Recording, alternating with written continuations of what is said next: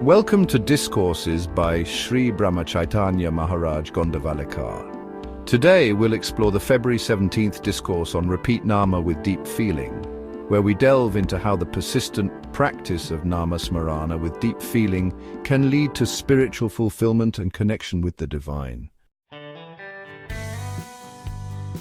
We do not feel the need for God at present, but we should consider how such need will be created. We shall feel it by meditating on God and repeating nama. The feeling should be so acute that we even lose thought of food and drink. The greater the conflagration, the more water required to put it out. Similarly, the firmer the body consciousness, the more intense should be the chanting of nama. If we have no love for it, we should persist in it all the more tenaciously. You will develop love by and by, even if you repeatedly tell yourself that you have it. You cannot help chanting nama when you have the conviction that it is the only sadhana, the only truth. And if repeatedly chanted, it will definitely develop love for it. The saints assert that God exists, and we repeat the assertion parrot-like, but while for them it is direct first-hand experience, for us it is pure inference. The saints have transcended the body consciousness. We too shall gradually overcome it by association with them. This association need not be physical. It may be emotional, provided it is sincere, and this may actually be more effective. After all, the sanctity of a holy place, the divine in an icon, the mastership in a guru, all depend upon the emotion we bear towards them. If we go to a holy place with the conviction that a bath there will absolve us of all sin, then alone it acquires sacredness, else it is just bathing with water. Nothing is good or bad, but thinking makes it so. Nama creates faith. Nama repeated with faith will achieve its object quickly. The common man can recognize a saint from the effect experienced by him. You are in the presence of a saint if his company gives some degree of peace of mind, if the ego is subdued a little, if the mind is freed of desire for sense objects, or at least the mind feels inclined towards that state.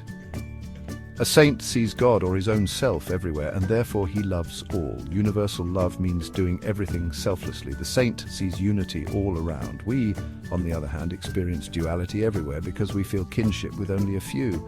We should treat all with artless, selfless love. Our talk, even our look, should be marked by such love. The story of Draupadi and the divine name. Draupadi, the wife of the Pandavas in the Mahabharata, was known for her unwavering devotion and faith in Lord Krishna.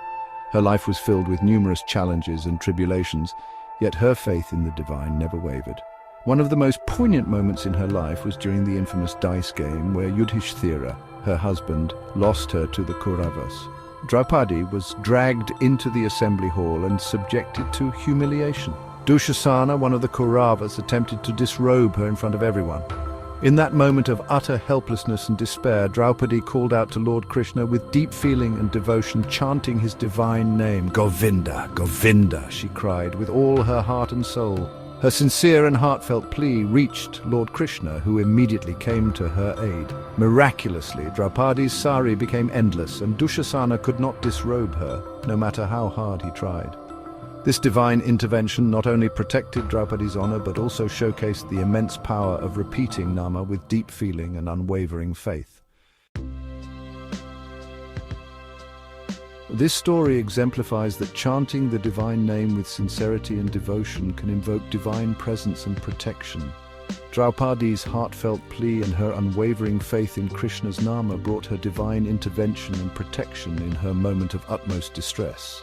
This story demonstrates the power of nama-smarana with deep feeling and unwavering faith. By persistently chanting nama with sincerity and devotion, we can invoke the divine presence, overcome challenges, and experience true spiritual bliss and connection with the divine. Therefore, let us embrace nama-smarana with deep feeling, knowing that the divine presence is always with those who chant nama with sincerity and devotion. Just as Draupadi experienced divine protection through her devotion to nama, we too can find peace, contentment, and divine connection through the persistent practice of chanting the divine name. Thank you for joining me in this exploration of repeat nama with deep feeling. Remember, by persistently chanting nama with deep feeling and faith, we can transcend worldly attachments and experience true spiritual bliss. Embrace this practice with unwavering dedication, and may it bring you peace and fulfillment in your journey. May Nama bring you peace, contentment, and divine connection in your journey.